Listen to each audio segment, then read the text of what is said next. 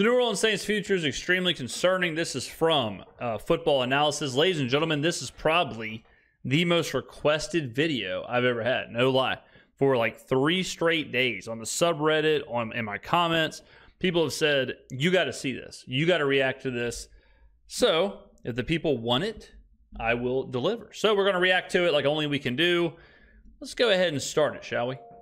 The New Orleans Saints finished the 2023 season with a 9-8 record and missed the playoffs for the 3rd straight year. It was an up-and-down year for the Saints as they started the year with a 2-0 record, then dropped to 2-2, and were eventually 5-5 through 10 games, and you get how their year went. They had some high moments throughout the season, such as a 34-0 shutout win in New England in which they allowed just 8 first downs, while something that gets me is how everybody starts Saints, like they start the 2024 videos, and they talk about it with last year. They're like, well, the Saints weren't very good last year. Well, the Saints offense was kind of whatever last year. Well, the Saints play calling was kind of bad last year. Well, the Saints offensive line wasn't very good. And to that, I always say, we know. Like, agreed. That's why we fired our entire coaching staff. That's why we drafted Talise Fuaga. Like, that's why we went and got Chase Young. Like that's why we went and got Willie Gay. We know.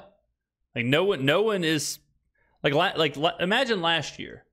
Imagine last year going into last season if we were previewing the Houston Texans and we were like, well, the Texans had a pretty bad coach, a pretty bad coaching staff. Their quarterback play was atrocious, so we don't expect them to be very good this year. It's like, well, they fired the coach, got a new coach, drafted a quarterback, have a new quarterback. Like, I understand the Saints were bad last year, or average, or mediocre, or boring, or whatever you want to say. I understand the offense was all those things, but if we address those things, I just don't get why they are mentioned as precursors to why the Saints will be bad this year. Forcing 3 turnovers, and like the Week 8 win over the Colts, in which they had one of the best offensive performances of not just their season, but of anybody throughout the entire 2023 season.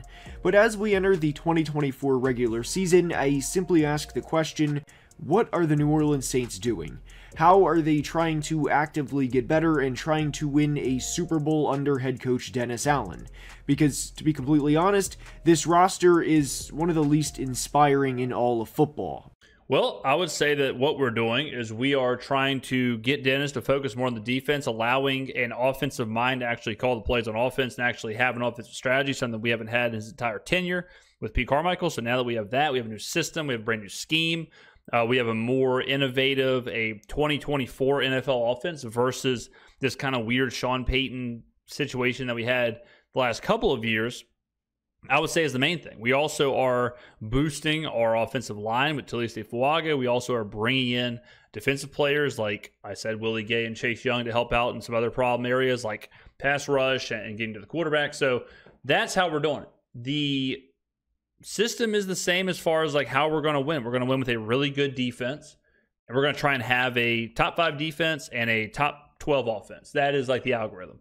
That's how the Saints are going to try and win. And in today's video, we're going to break down what we can expect from the 2024 Saints and if they can get back to the playoffs for the first time since 2020 when they were eliminated by the Bucs in the divisional round of the playoffs.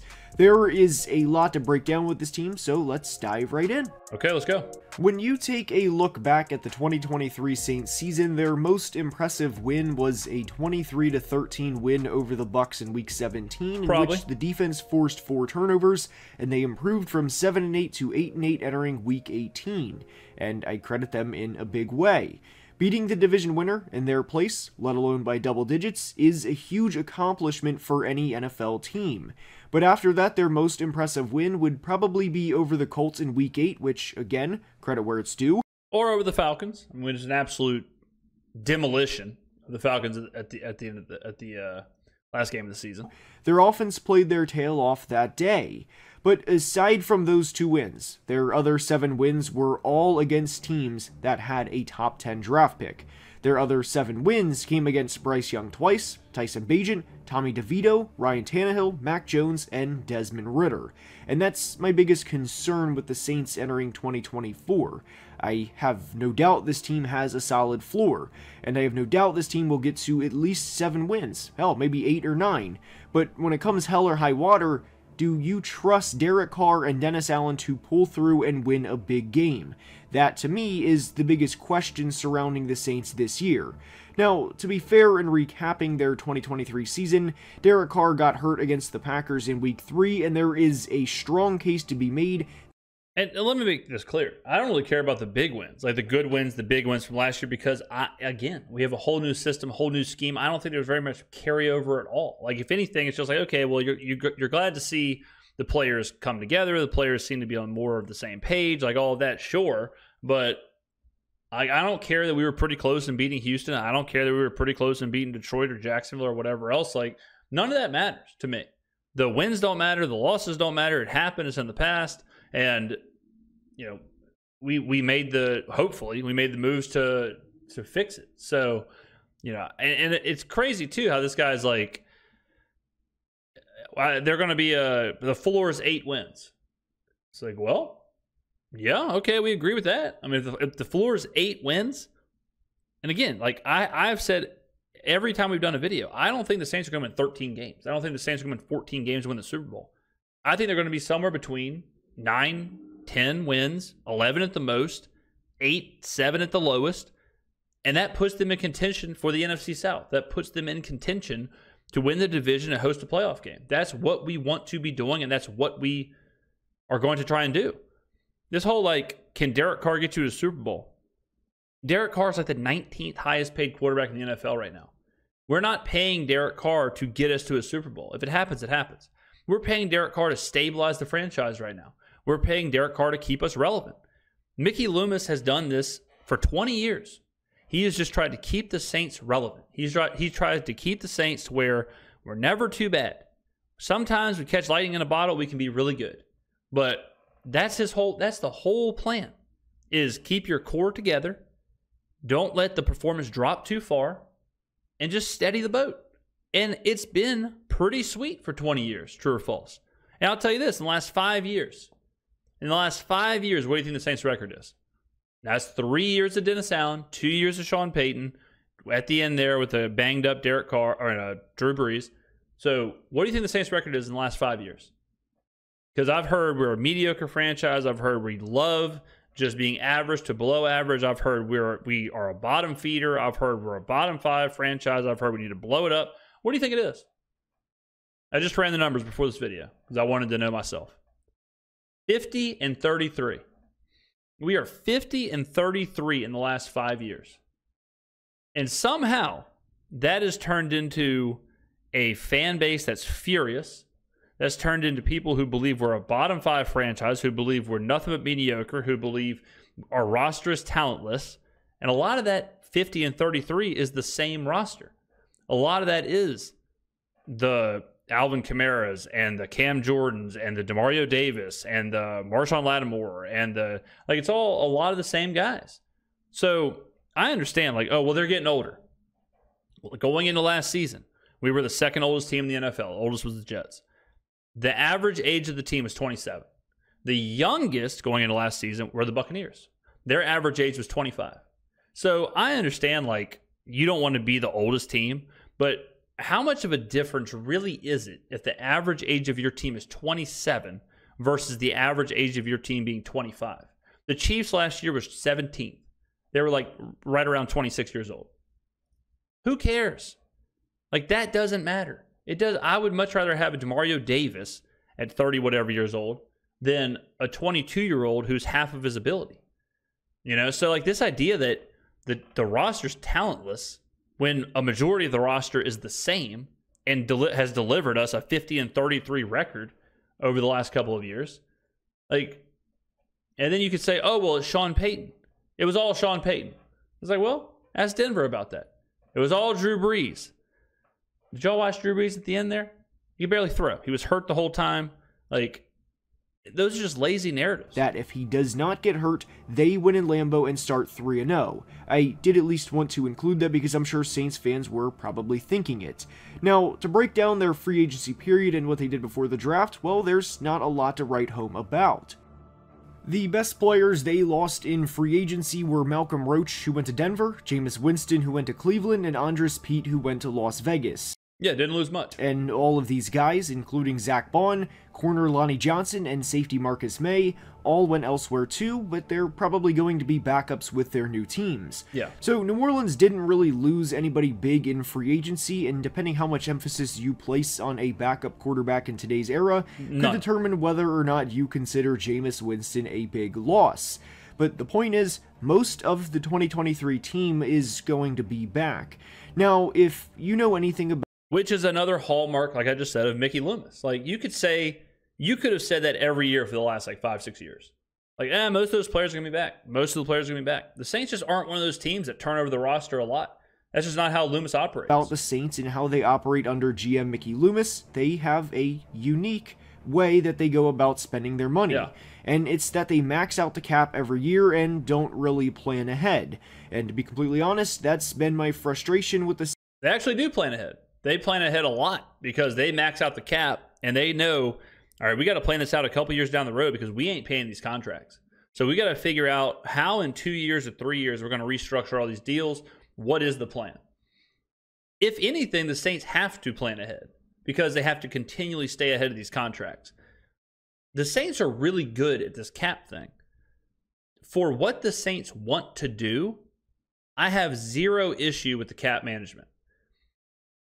Cap is so overrated because unless you are a CFO or a CPA, unless you are breaking down financial contracts and you really understand this stuff, none of us get it. None of us understand how they transition stuff into bonuses and cash bonuses and incentives and, the June 1st period versus the off season versus, taking the bonus and making that into an extra year of the deal at the back end, but also making it not guaranteed. Like, there's so much that goes into it. Here's the fact of the matter.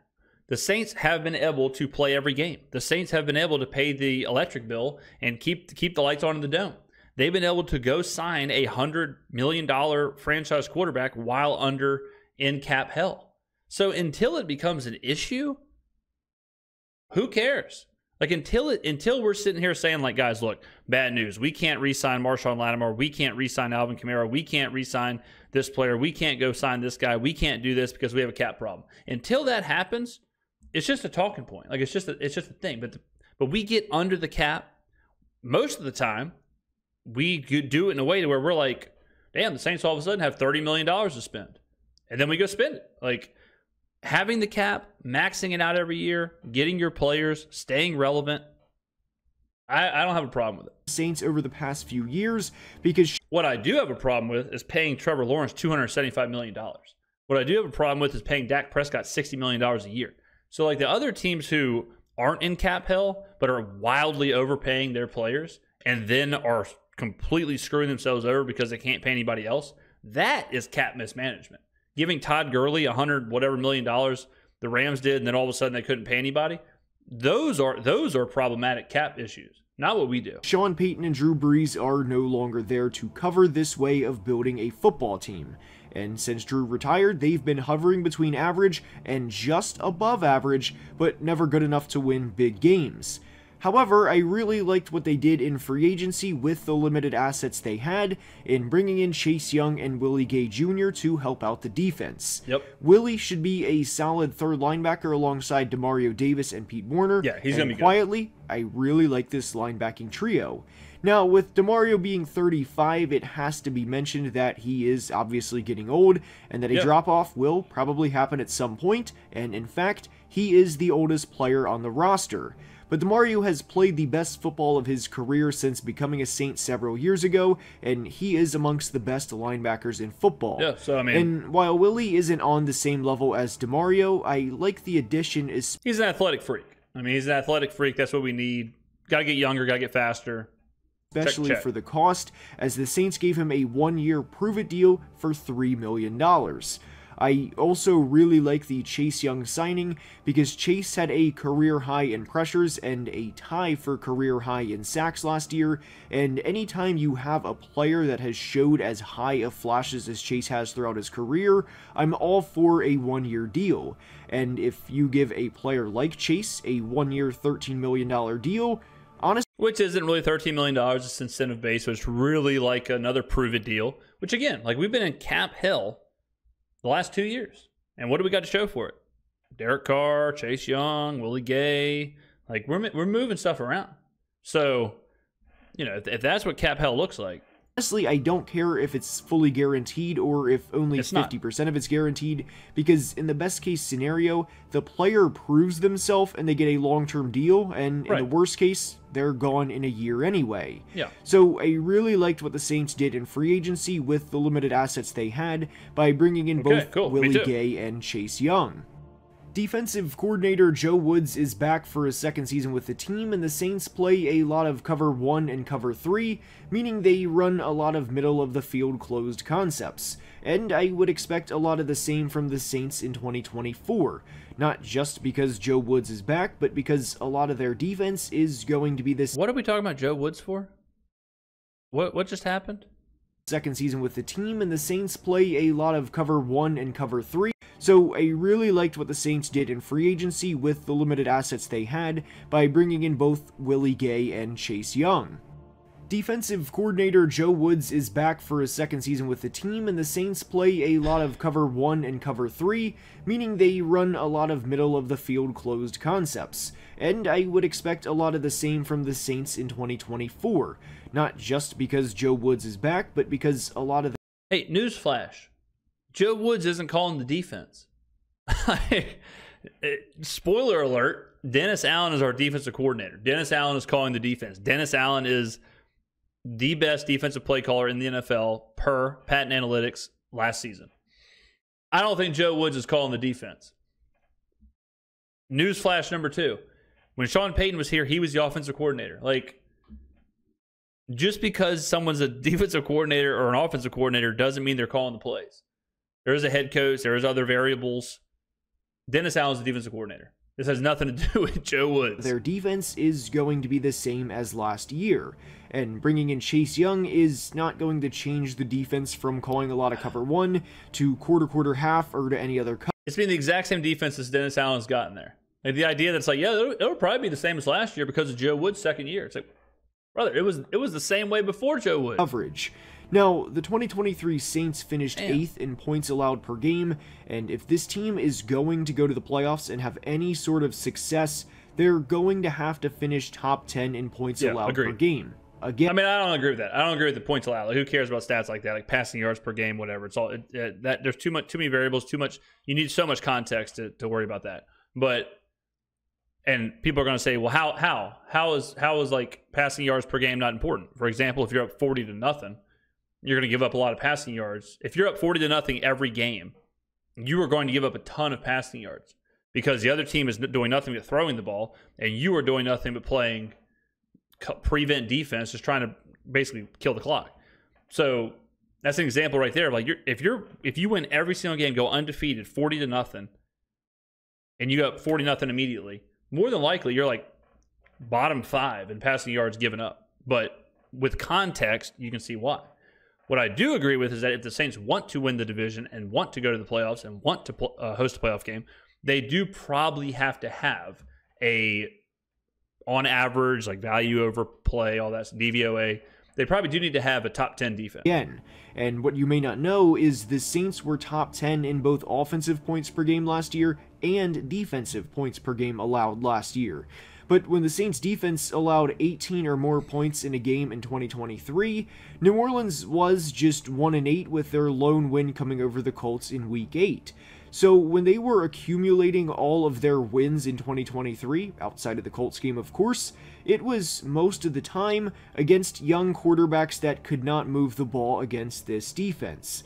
And the receivers some of these guys were throwing to would also show that, like when they played the Panthers, Giants, or Titans. Yeah. We will dive into the Saints schedule later in the video, but the front four is going to have to get after the quarterback this year, early and often. Yeah. And I know I have my gripes with how Mickey Loomis goes about running his team from a salary cap standpoint, and I know some Saints fans are fed up as well, but the Saints pass rush this year, and hell, their entire front seven, is going to be a problem. I don't know. I mean, I don't know if the pass rush. I mean, we attempted to fix it. Like, we'll see. I like the linebackers. Like, I like the idea of Demario Davis, Willie Gay, Pete Werner. I'm okay with the defensive line if Chase Young, if Chase Young plays, he's good.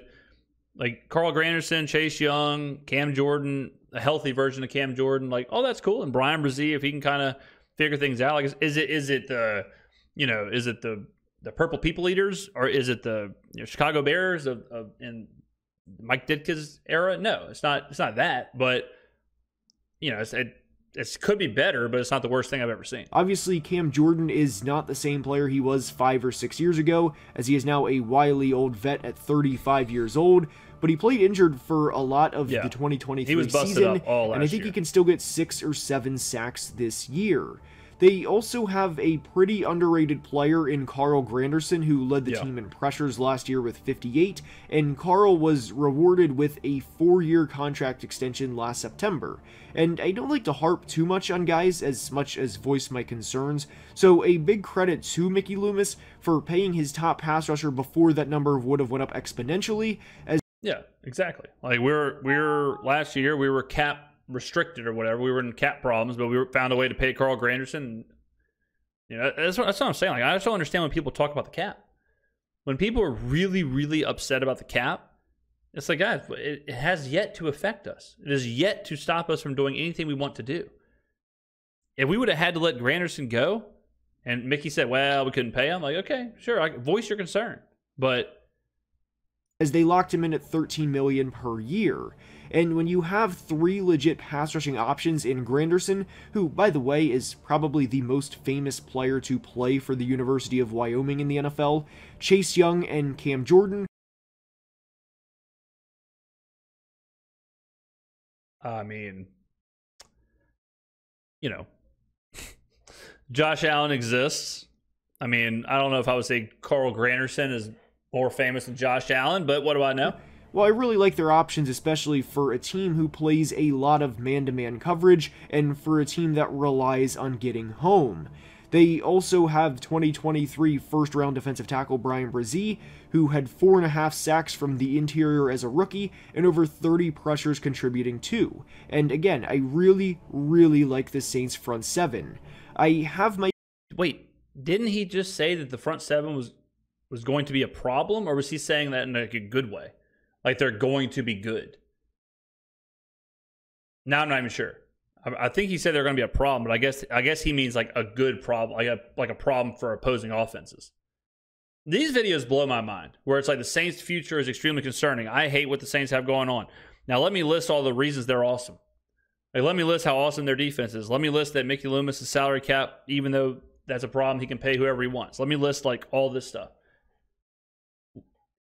It sounds like the future is pretty chill. My concerns with the Saints secondary, as Marshawn Lattimore has played in just 17 total games over the past 2 years, and not only that, but he is entering year 8, and anytime a corner in today's era is entering year 7 or anything beyond year 7, I start to worry about father time catching up to them. Safety Tyrann Mathieu is also 32 years old, and I know he has had a good first 2 years with the Saints, but the secondary is the best part of the team. And the two players that he's mentioned being old, Tyrann Mathieu and Demario Davis, are like two of the most consistent best players on our team. Like with Demario Davis, we have to note his age because he is no spring chicken. Paulson Adebo has become a good player for the Saints as a second corner. I mean, it would be like every season when Tom Brady played, being like, well, Tom Brady is getting kind of old. He is 35 now. And then the next year being like, well, he is 36. Father Time's got to catch up with him. And then fast forward 5 more years and you're like, well, Tom Brady's 41. Like, he's got to start slowing down. Why? Like, until you see it happening, there's no reason to say it's going to happen. And I think he could be in for a big year. Jordan Howden was good for a 5th-round rookie last year, and we will see how he plays in year 2. And while I think the Saints secondary, if all healthy and all playing at their best, can be good this year, I really, really like their front 4. But they will have their work cut out for them, as they do play some very tough opponents, especially early on in the 2024 season. Now, I have a lot of concerns with the Saints offense entering 2024, and it's more than just saying Derek Carr is not a top 5, top 7, or top 8 quarterback, and that should not be a hot take. I don't think Saints fans would even go to war for their guy saying he is a top player at the position. But we'll start with the running back position. Now, I have a lot of concerns with Alvin Kamara and Jamal Williams entering 2024. As we know, in today's era, running back shelf lives are shorter than ever before, and their position and the decline at the position starts faster than a lot of other positions. Corner is really the only one that comes into mind. Now, with Alvin Kamara and Jamal Williams, those guys have had great careers, but they were drafted back in 2017, and each player entering the 2024 season is 29 years old. This is already after a year in which the Saints finished 31st in yards per carry. Now, I know offensive coordinator or former offensive coordinator Pete Carmichael was fired, and they brought in Clint Kubiak, but I don't think Clint Kubiak is going to make them go from averaging 3.6 yards per carry, like they did last year, to averaging 4.8 or 5.0 yards per carry, and that they're going to be one of the best running teams in all of football. They will be better at running the football. They will be better. How much better? I don't know. But they're not going to average 3.8 yards carry. Alvin Kamara will be better than he was last year. I mean, currently, all the negative is that certain players are older. Certain players are just kind of past the average, like, peak of a career. That's about it. But, and I guess that's just, like, different ways of watching the game or whatever. But, you know, people, it's like watching the Chiefs or previewing the Chiefs and being like, I think the Chiefs are great, but if Patrick Mahomes gets hurt, they're going to be terrible. So I'm going to pick them to have under however many wins. And it's like, well, man, you are putting a lot of your eggs in the basket of him getting hurt. Like, to say that all these players are just like, well, Tyrann Mathieu's kind of older, so DeMario Davis kind of older, so Alvin Kamara's kind of older, so It's like, if they don't show any physical, like taking a step backwards physically, like, you're kind of cooked. So for me, I think it's way more important or way more beneficial as an analyst to focus on the scheme and focus on the system and focus on the football side of things versus trying to be a general practitioner. Like, I'm not a doctor. You know, like, there's a reason doctors don't call football games. Like, it's not all about age and average age and all of that. Like, sometimes it is a scheme, system, ability, talent. Like, that all factors in more than their fast twitch muscles or more than, I mean, we're talking about like 0.0001% of athletes, 0.001% of alpha athletes. Like, players like Alvin Kamara, like, when you're talking about, oh, well, he's old for a running back, he's still that old for a running back, or even like Marshawn Lattimore, old for a defensive back, we're talking about 28 years old. 28 is pretty young physically. Like, 28, are you as good as you were when you're 24? I don't know, maybe. Like, speaking for me, and I'm certainly not a 0.001% NFL athlete, but me at 24 and me at 28, not that much different as far as, like, my athleticism, like what I could do on the field or what I could, you know, like, you don't feel it that much. I mean, there might be a little bit in some people, but some people get better with age.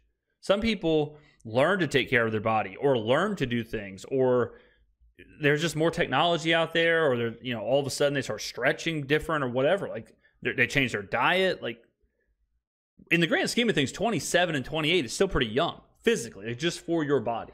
The Saints spent a third-round pick on running back Kendre Miller in the 2023 draft, and in Miller's rookie year, he had 51 total touches. Yeah, he wasn't a bad player when they brought him in, but he certainly wasn't elite either. Yeah, no doubt. And if you are thinking in the best-case scenario, you may be thinking that this could be the 2024 version of Kyren Williams. Kyren did not have a good rookie year for the Rams in 2022, and in fact, it looked very similar to what Kendre did for New Orleans last year. But predicting the next Kyren Williams is pie in the sky, and if Kendre becomes that player, I will 100% welcome being wrong on that. But Alvin Kamara could be Kyren Williams this year, because Kyren is in a system that, like, it's very similar to what we're going to do. That's why this system is so sweet. You could say the same stuff about Raheem Mostert going into last season. Someone in the comments, how old is Raheem Mostert? He's got to be older than Kamara. And it's like, you could easily say, well, Raheem Mostert, why would he have a career year? He's this age, and he's this, and this, and this. And then you turn around and it's like, damn, the Miami Dolphins just ran for 2,000 yards. You know? So it's like, you got to factor in the scheme and the system and all that. That's why these schemes and system are so good, is that If you have the physical skill set, you can be good in the system. The system isn't just line up, run straight forward. The system is we're going to use these zone runs. We're going to use this kind of wide zone scheme here to get you in space, get you open, run through lanes, and then use the physical ability that we know you have to do the rest. That's how you predict this stuff. Like if you focus on Kyron Williams and just him without the context of the system, you would have never been like, yeah, he's going to be sweet. He's going to be awesome. If Kyron Williams played for the New York Giants last year, would he have been just as good? No, he wouldn't have. If Raheem Mostert was the running back for the Titans last year, would he have been as good as he was last year for the Dolphins? No. I think it's incredibly reckless to predict that, or to at least think that could be the case entering the season. Now, for the rest of the Saints offensive players, or at least at the skill positions, I'm not really motivated or enthused by what they have outside of Chris Olave. Rashid Shaheed could be a solid number 2, and he had over 700 yards last year, and I hope he can build upon that, as that would be a good wide receiver 2 for New Orleans. But after that, we're talking about Cedric Wilson, Juwan Johnson, A.T. Perry, Equanimous St. Brown, and I'm not really moved by any of these guys, again, outside of Shaheed, and even that can be a little bit of a projection in himself. I don't think the Saints offensive line is one of the better units in football entering 2024, although, again, I do credit Mickey Loomis for not doubling down on the Trevor Penning selection and saying, hey, Trevor, we know you struggled in 2023, but we're going to throw you out there at left tackle again in 2024 just to see if we have something in our former first-round pick. I really, really liked the selection of tackle Talisa Fuaga when they took him in the first round of the 2024 draft, and I think he will have a big impact early on for New Orleans. But the elephant in the room to me is quarterback Derek Carr. Now, if you look at Carr's raw numbers from 2023, he threw 25 touchdowns to 8 interceptions, and you may say that's pretty good, and it's certainly not bad. It's certainly not, 35, 40 touchdowns, but it's doable. It's work-withable, if you will. But Derek Carr threw 13 touchdowns to just 7 interceptions and averaged 221 yards per game through the first 13 games of the 2023 season. I've spoken with several Saints fans, at least I did throughout the season last year, and there were times where they wanted Jameis Winston to play over Carr because... No one thought that. Certainly nobody who was watching the game. And yes, again, agreed. The offense wasn't good last year. Yes, again, agreed. It was horrible to watch. 220 yards a game, we were lucky to get there. We had 40 yards passing at halftime of plenty of games. Yeah, that was not fun. Yeah, that was not dope. That was not awesome. Good news is we fired our entire coaching staff and brought in a whole new scheme. Because they know Jameis would bring a spark to the offense that Carr simply didn't have. Now, Derek had a good end to the 2023 season as he threw 12 touchdowns to just 1 interception in the final 4 games, but I'm not all of a sudden going to be a big believer in Derek Carr and think that the guy that we saw in the final 4 games of the 2023 season for New Orleans is going to carry over in his 10th or 11th season now, and that he's going to have a 37 passing touchdown season, and that he's going to set the league on fire. We don't need him to. Good. We don't need him to. We need him to be better than last year. If you told me he had 30 touchdowns and 10 picks, I'll take it. 4,000 yards, 30 touchdowns, 10 picks. Okay, sweet. I'm not a big believer in Derek Carr, and I think that was just enough to get fans to buy back in and to give them some hope entering the 2024 season, especially given the Saints went 3-1 during the final 4 games, and I don't think Derek Carr is going to have that good of a year this year, and to me, the New Orleans Saints are almost the definition of painfully average. 50 and 33 over the last 5 years. Like, why? I'm not saying Carr is going to light the league on fire, but I don't understand the idea of, like, he's going to be bad this year. Why? Like, unless you believe Clint Kubiak's system is just garbage, that's the only way you can really come down on this. The only way you can say, I think that Carr is going to be bad, is if you believe Kubiak is going to fail. But if you believe Kubiak is going to be good as a play caller, offensive coordinator, then you can't say Kubiak's going to be a good offensive coordinator, a good play caller, and then say Derek Carr's going to be bad. They can't both happen at the same time. The Saints should have pretty substantial rookie impact, especially from their first-round pick, Talisi Fuaga. Whether they play him at left tackle or right tackle, to me, is irrelevant, as I think he's athletic enough to make the transition over to left tackle, and if in the scenario Ryan Ramczyk has played his last snap as a New Orleans Saint, then we saw the player Fuaga was on film during his time with Oregon State last year, and I think he will be able to not only make the transition from collegiate level to the NFL level, but I think he will do a fine job, and I think the Saints have a long-term starter in Fuaga. I also think they more than righted their wrong with the Trevor Penning selection a few years ago. Corner Kool-Aid McKinstry was their second-round pick, and I not only liked the value of the selection, as I had Kool-Aid in my top 30 in my final top 150 big board. Oh, I would have loved to see that. But what I liked in particular about this was they drafted a very good and very smart football player in the middle of the second round, and to be honest, I would be surprised if Kool-Aid doesn't play for them for at least 4 or 5 years, maybe even 6 or 7. We'll see. But the point is, I think... Yeah, across the board, everyone said the Saints had a good draft. We've covered this a million times. Talisi Fuaga, great pick at 14, and then Kool-Aid, great pick in the second round. I think the Saints came away with this draft with 2 starters, and that's really all you can hope for. Yeah, and that's pretty strong. Especially at the offensive tackle and corner position. How will Kool-Aid do in his rookie year is something I'm very interested to see, because as we know, corners get tested not just week in and week out, but every single play in and play out. But the point is, I think they will have 2 long-term starters in Fuaga and McKinstry.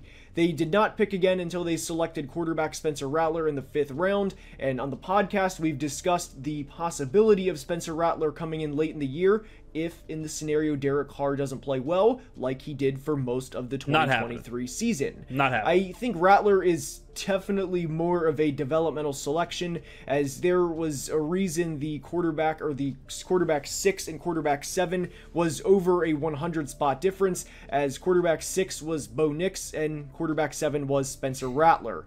One of my favorite picks in the 2024 draft, not just for the Saints, but of anybody, especially on day 3 and in terms of value, was the selection of defensive tackle Christian Boyd. Will not play. I would have been fine if any team took Christian Boyd in the early part of the 4th round, yet they got him on late day 3. Now, how much will he contribute in year 1? To be honest, I don't know the answer to that, and I wouldn't expect anything substantial from Christian Boyd, but I do like the possibility of Brian Brzee and Christian Boyd moving forward.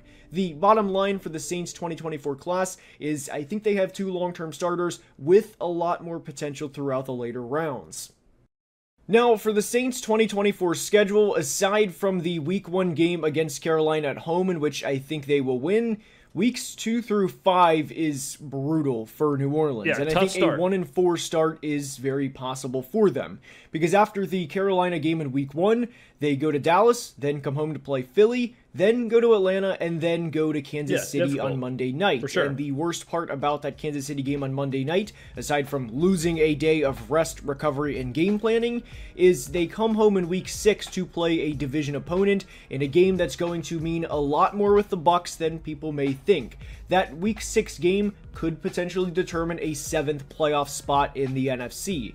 What also makes matters worse for New Orleans is the Falcons have an easier schedule, and we discussed this in the Falcons team.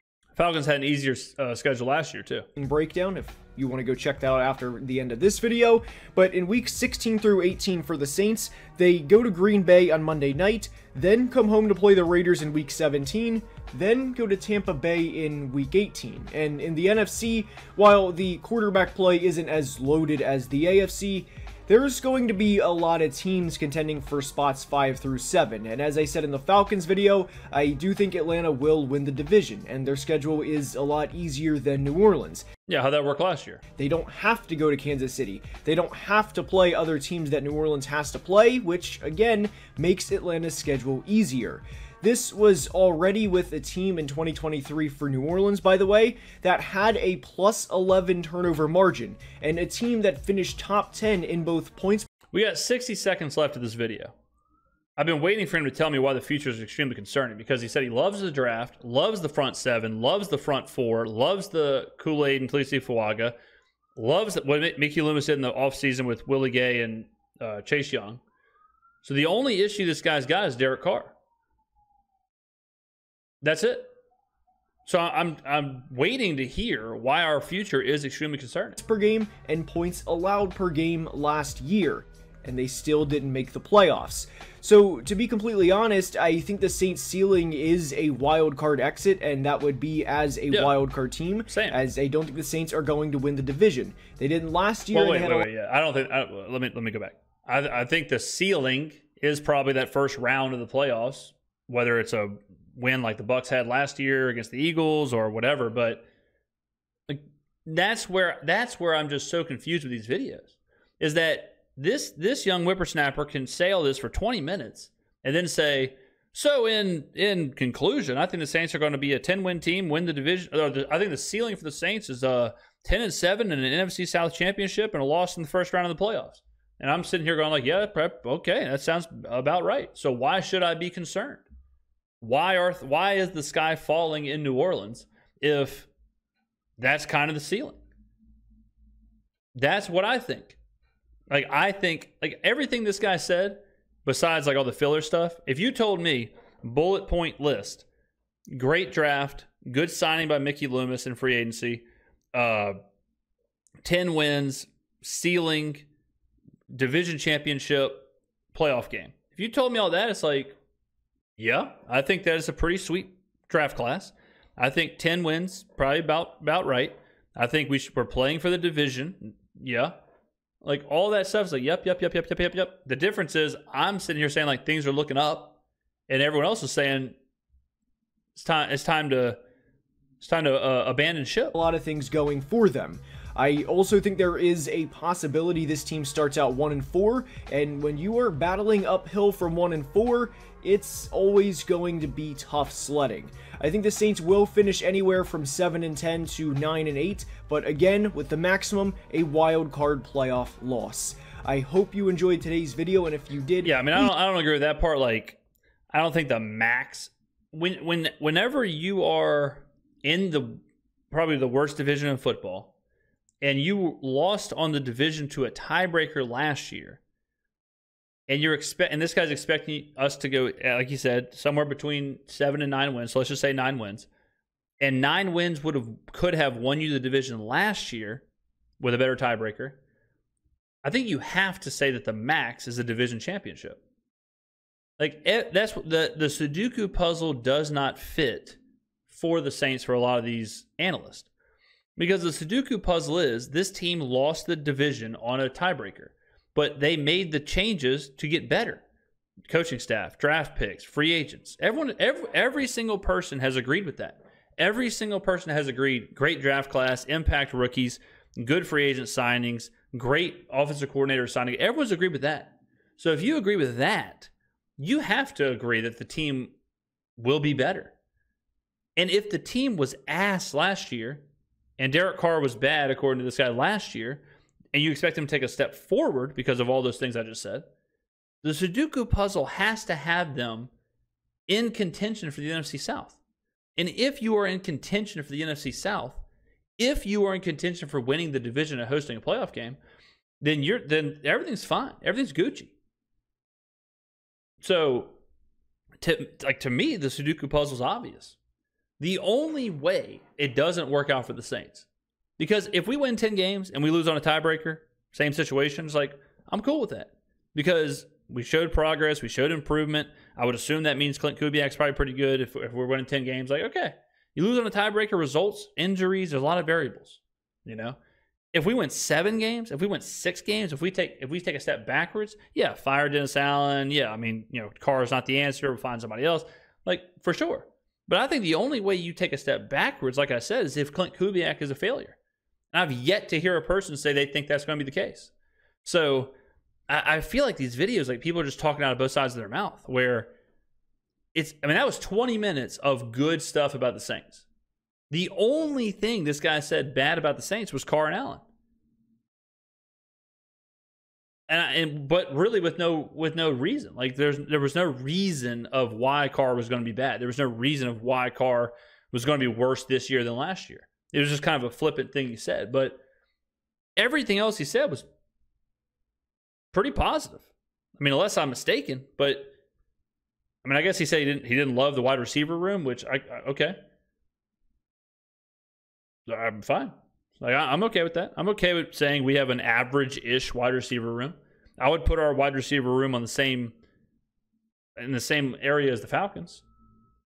I think the Buccaneers have the best wide receiver room in the division. I don't think the Falcons do. I don't think you can say the Falcons have like this. Is the Falcons wide receiver room instilling a ton of confidence? I don't see it. I don't see it. I mean, we keep seeing these videos, ladies and gentlemen. We keep hearing the same stuff, and I think what it is, honestly, is I think we're running into that time of the offseason where channels are doing their like every team analysis, and you're running into a lot of videos about teams that these guys don't cover, these guys don't watch.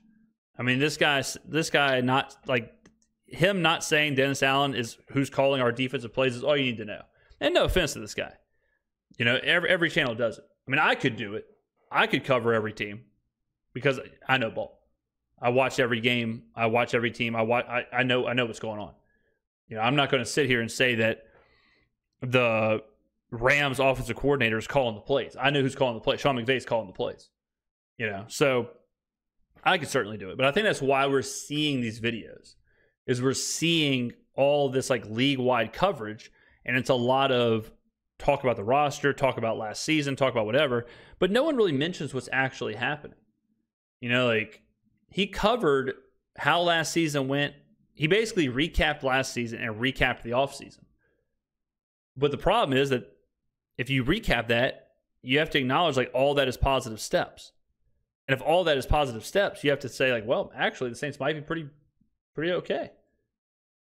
But for some reason, no one's connecting those dots. So, but there you go. Very highly requested video. Thank you very much for requesting it. A lot of people were, I mean, I got this video on YouTube. I got this video on Twitter. I got this video on Reddit. I got this video everywhere. So thank you very much for always letting me know what you want to watch. I love when y'all drive the channel, drive what videos we're watching. So thank you very much for watching, ladies and gentlemen. Get on down in the comments below, and I will see you in the next video.